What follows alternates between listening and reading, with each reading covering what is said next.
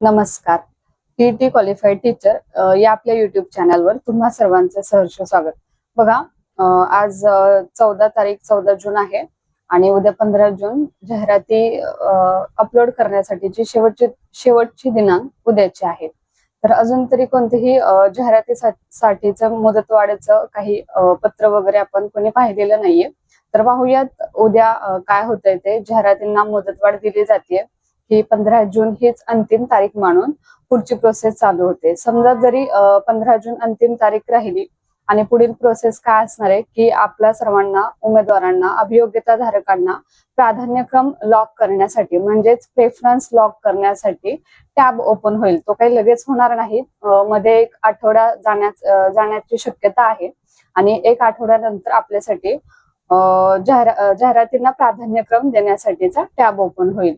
तर बघा, आता जे काही डॉक्युमेंट संबंधीचे प्रश्न तुम्ही कमेंट्स मधून विचारता आहात, तर खरं तर हे डॉक्युमेंट संबंधीचे प्रश्न जे आहेत ते ज्यावेळेस आपण आपला फॉर्म सेल्फ सर्टिफाय केलेला आहे त्याच वेळेस हे डॉक्युमेंट्सच्या तारखा वगैरे तुम्ही व्यवस्थितपणे पाहून अपलोड करणं गरजेचं होतं. कारण जे आपण सेल्फ सर्टिफाय मध्ये डॉक्युमेंट्स अपलोड केलेले आहेत, जे काय आपण आपलं क्वालिफिकेशन अपलोड केलेलं आहे, जे सर्टिफिकेट्स अपलोड केलेले आहेत, मग त्याच्यामध्ये टीईटी असेल, सीटीईटी असेल, ग्रॅज्युएशन असेल, पोस्ट ग्रॅज्युएशन असेल, त्या पद्धतीनेच आता आपल्याला प्रेफरन्स येणार आहे. तुमचं जे माध्यम तुम्ही टाकलेलं आहे, बीएडचं माध्यम असेल, डीएडचं माध्यम असेल, तुमचं बीएससी माध्यम, बीए माध्यम, त्या माध्यमवर डिपेंडच आपल्याला प्राधान्यक्रम येणार आहेत.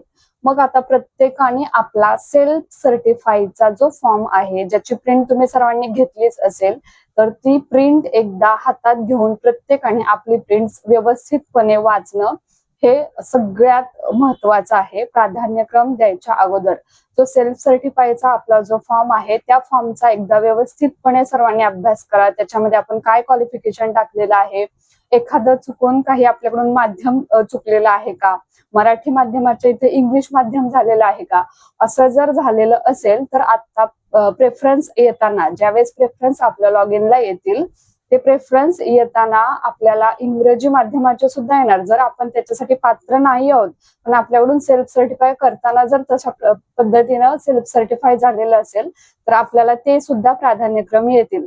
मग आपण प्राधान्यक्रम आल्यानंतर जर त्या प्राधान्यक्रमांना निवडलं, त्याला जर चॉईस दिली तर आणि आपलं जर सिलेक्शन झालं तर मात्र डीव्हीच्या वेळेस डॉक्युमेंट व्हेरिफिकेशनच्या वेळेस आपल्याला बाद करण्यात येतं. त्यामुळे ते प्रेफरन्स न देता आपण ज्या माध्यमासाठी पात्र आहोत, ज्या सब्जेक्टसाठी पात्र आहोत ते व्यवस्थितपणे क्वालिफिकेशन पाहून आपण तेच प्राधान्यक्रम देणे आवश्यक आहे. ज्यांनी सेल्फ सर्टिफाय करताना अगदी व्यवस्थित सेल्फ सर्टिफाय केलेला आहे, आपला सब्जेक्ट पाहून आपलं क्वालिफिकेशन पाहून व्यवस्थितपणे सेल्फ सर्टिफाय मध्ये कोणतीही चूक न करता ज्यांनी फॉर्म सेल्फ सर्टिफाय केलेला आहे त्यांना काहीही प्रॉब्लेम येणार नाही. डॉक्युमेंट्स अपलोड करण्यासाठी आपल्याला एक तारीख दिली होती 14 मे, त्यापर्यंतचे डॉक्युमेंट्स अपलोड करणं गरजेचं होतं. त्याच्यानंतर काहींचा प्रश्न असा आहे की सीटीईटी वेगळ्या कॅटेगरी मधून दिलेली आहे आणि टेट वेगळ्या कॅटेगरीतून दिलेली आहे, तर त्यासाठी आपण आपल्या चॅनलवर व्हिडिओ सविस्तर बनवणार आहोत. एनसीएल संदर्भामध्ये बघा, एनसीएल आपली हातात घेऊन एकदा त्या एनसीएल वरची तारीख चेक करा.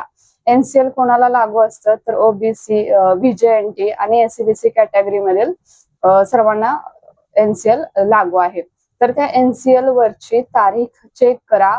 बऱ्याच जणांचं एनसीएल हे मार्च 2026 मध्ये त्याची मुदत संपलेली आहे किंवा संपलेली असेल तर त्यांनी नवीन एनसीएल काढणं गरजेचं आहे. डीव्हीच्या वेळेस अपडेटेड एनसीएल, नवीन एनसीएल आपल्या हातात असणं अतिशय आवश्यक आहे, नाहीतर त्या क्षणी सुद्धा आपल्याला बाद केलं जातं.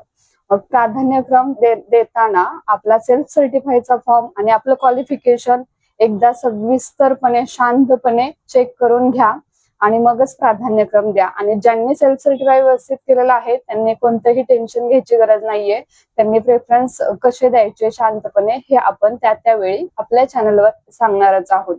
तर पुढील माहितीसाठी आपल्या चॅनलला सबस्क्राईब करून ठेवा. धन्यवाद.